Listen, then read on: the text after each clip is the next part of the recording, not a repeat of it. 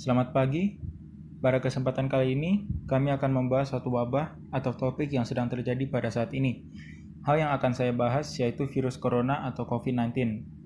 Penyebaran virus ini semakin tidak terkendali karena belum menemukan obat atau penawarnya. Sehingga sudah 200 lebih negara di dunia ini melaporkan adanya kasus virus corona. In Indonesia, this case first discovered into Depok residents. Until right now, WHO haven't found a case yet about the spread of the coronavirus through the air. Besides, according to WHO, way to spread coronavirus through the air is not the biggest factor of the disease transmission. Dan terdapat berbagai cara yang menyebabkan terjadinya penularan virus corona ini, yaitu dengan melalui tetesan air liur atau droplets atau muntah, vomites, dalam kontak dekat tanpa pelindung. People can get the coronavirus from the other people who have contracted with this virus. Virus corona bisa menyebar dari orang yang terjangkit virus corona melalui percikan-percikan dari hidung atau mulut saat batuk ataupun bersin. The impact of the coronavirus in social life in public diantaranya adalah timbulnya rasa curiga dan memudarnya suatu kepercayaan terhadap orang-orang yang ada di sekitar kita. Selain itu juga diprediksikan kapan coronavirus berakhir dan juga memproyeksi atau menghitung jumlah pasien yang tertular coronavirus di Indonesia. Dari hasil yang sudah dianalisis oleh pemerintah, memperkirakan coronavirus akan berakhir di bulan Agustus kisaran minggu kedua, yakni tanggal 7 sampai 11 Agustus 2020. Selain aksi mencegah seperti yang disampaikan, mengobati penyakit COVID-19 yaitu dengan cara penutupan sekolah di dunia secara besar-besaran, dan juga pekerja rumah tangga migran yang tidak bisa pulang ke tempat asalnya dikarenakan sudah ditutup akses penerbangan, dan juga kasus sosial lainnya, yaitu dampak ekonomi jangka panjang secara keseluruhan. Virus corona memiliki dampak besar pada sektor perjalanan, produksi dan konsumsi, yang berdampak pada banyak sektor dan juga kelompok wanita dan pria. Lalu, saya akan membicarakan mengenai upaya dalam penanganan wabah ini.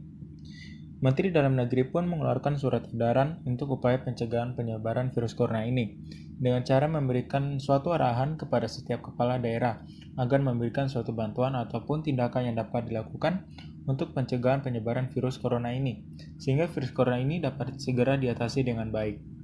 The activity that we must to do to break the distribution chain is we must to do the physical distancing and also self-isolation.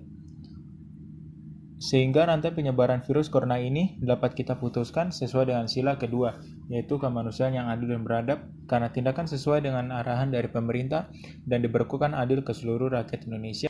Berdasarkan dari dua sumber yang saya dapatkan, yaitu tempo.com dan detik.com, mengenai masalah sosial atau konflik sosial yang muncul setelah adanya virus corona. Salah satu konflik sosial yang muncul setelah adanya virus ini yaitu terdapat para narapidana yang dibebaskan karena mencegah tertularnya virus ini. Namun, beberapa dari narapidana yang sudah dikeluarkan ini, mereka malah menyalahgunakan kesempatan ini dan mulai melakukan kejahatan lagi. Sehingga beberapa dari mereka yang keluar, ada juga yang masuk kembali ke penjara karena mereka sudah melakukan kejahatan. Selain itu, terdapat kerentanan sosial. Kerentanan sosial ini membuat mata pencaharian masyarakat menjadi terganggu dan terdapat kecemasan dalam menjalani kehidupan sehari-hari. Maka dari itu, instruksi dari pemerintah mengenai untuk jaga jarak menjadi salah satu kerentanan sosial yang mengakibatkan sesama sosial menjadi terdapat masalah. Tidak hanya itu, selama virus ini berlangsung terdapat beberapa hal yang membawa dampak positif, seperti orang tua menjadi lebih dekat dengan anaknya. Bahkan terdapat kecemasan dan masalah finansial yang dialami oleh para orang tua. Yang pertama, mereka mengalami kecemasan karena takut jika tidak bisa membayar tagihan dan cemas jika kehabisan uang.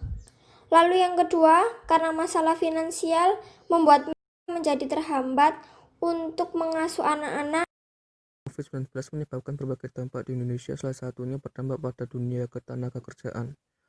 Untuk menghindari penyebaran COVID-19 di Indonesia, pemerintah melakukan sistem social distancing. Social distancing adalah program pemerintah yang mengharuskan seluruh rakyat Indonesia untuk melakukan segala sesuatu aktivitas di rumah, sehingga para pekerja harus di PHK. Menteri Ketenagakerjaan Ida Fauzia meminta agar seluruh perusahaan yang ada di Indonesia agar melakukan kebijakan PHK. Ida Fauzia melakukan kebijakan ini agar program pemerintah untuk memperlakukan social distancing berjalan dengan lancar. Ida Fauzia juga memberikan langkah alternatif untuk menghindari PHK akibat COVID-19 dengan cara mengurangi upah dan fasilitas pekerja tingkat atas, manajer dan direktur, mengurangi shift kerja, dan meliburkan para buruh atau para pekerja. Berdasarkan data Kemenaker 7 April 2020, jumlah formal perusahaan yang di PHK sejumlah 39.997 perusahaan dan jumlah pekerja yang di PHK sebanyak 1.010.579 orang. Dampak PHK bagi para pekerja adalah para pekerja di PHK sehingga mereka tidak dapat penghasilan. Sekarang saya akan menjelaskan secara singkat bagaimana membuat podcast dari sistem produksi pada masa sekarang ini. Jadi, di masa pandemi ini, pemerintah menghimbau agar masyarakat merubah kebiasaan dalam kehidupan sehari-hari demi memutus rantai penyebaran COVID-19 agar wabah tersebut cepat berhenti dan dapat mengurangi korban dari COVID-19. Maka dari itu, masyarakat perlu memantau dan mengamati informasi penting terkait COVID-19, baik dalam surat tertulis atau media massa. Salah satunya adalah podcast. Kesempatan untuk mendapatkan informasi sangatlah besar, karena podcast dikatakan mampu untuk membagikan perkembangan berita penting ini. Apalagi podcast dapat didengar melalui berbagai aplikasi. Untuk membuat banyak orang menyukai podcast adalah dengan cara kita membuatnya dengan tema yang menarik atau berita yang sedang ramai dibahas. Jika podcast itu dianggap menarik, maka banyak sekali orang yang tertarik dengan konten yang kita buat. Nah, sedikit himbauan untuk teman-teman di masa pandemi ini, berolahraga sangat disarankan dilakukan karena memiliki manfaat yang sangat besar bagi tubuh. Berolahraga dapat membuat tubuh menjadi lebih sehat dan membuat tubuh lebih segar dan dapat menghindari dari virus corona. Dengan berolahraga, seorang bisa memperbaiki suasana hati, menumbuhkan rasa percaya diri, tidur menjadi lebih nyenyak. COVID-19 juga berdampak pada gangguan mental. Masyarakat di Indonesia rentan terkena gangguan mental karena terimbas COVID-19 ini. Tekanan yang berlangsung selama pandemi ini dapat menyebabkan gangguan berupa ketakutan terkena penyakit corona, bosan terus-menerus di rumah sehingga menyebabkan stres. Virus corona bukan hanya merenggut ribuan nyawa tetapi juga mengubah tata cara kehidupan manusia di seluruh dunia, mulai dari interaksi sesama maupun proses berhubungan dengan Tuhan. Beberapa orang mengurung diri di rumah, menghindari tempat keramaian, dan menunda berjalan ke tempat lain. Sebagian lainnya mengubah tata cara bersalaman dan berjabat tangan dan berpelukan menjadi salam menggunakan siku dan kaki. Yang terakhir saya akan menjelaskan sedikit mengenai anugerah Allah yang diartikan sebagai karunia. Sebenarnya kita semua yang tidak bisa menerima rahmat Tuhan, kebaikan Tuhan Yesus, dikarenakan perbuatan dosa dan pelanggaran yang dibuat oleh kita.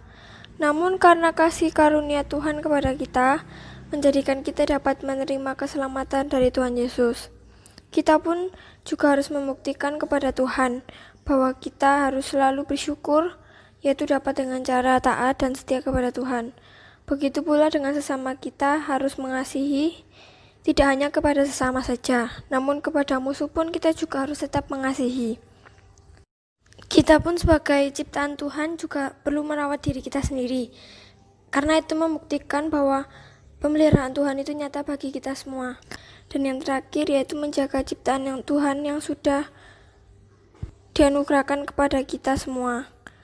Saya pun juga menjadi paham sedikit mengenai anugerah Tuhan, dibantu oleh pendeta muda Febwati.